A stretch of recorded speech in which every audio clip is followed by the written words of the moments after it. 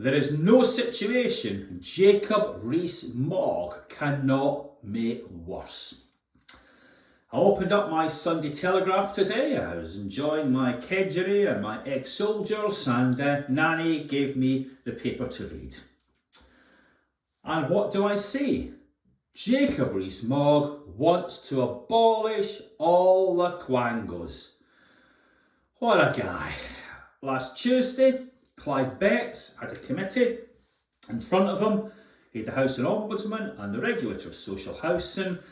And what they were trying to fix was all the problems caused in the last bonfire of the quangos when housing regulation for consumer services was abolished. What a nightmare. We just don't seem to learn from history. Anyway, I was watching this committee. Clive Betts asked a very good question.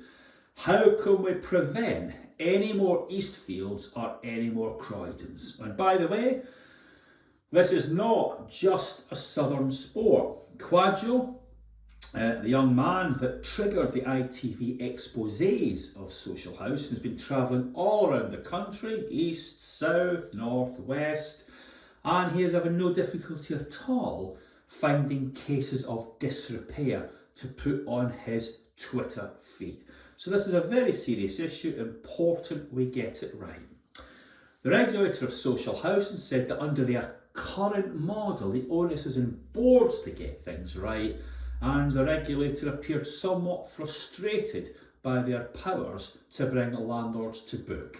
But new powers are coming along, and the regulator sounded pretty enthusiastic, convinced that these powers would be sufficient to improve quality in the sector. But they won't be happening overnight. House and Ombudsman, based on his colossal and burgeoning caseload, said a very interesting thing. It was reminiscent of David Bowie always crashing in the same car.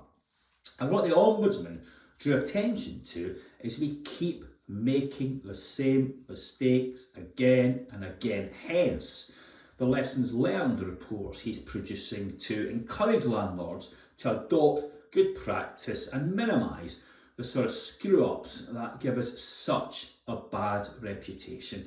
For me, I think that what boards and councils need to be doing today is getting out there and applying the same sort of tough tests to their services that Quadjo and ITV do.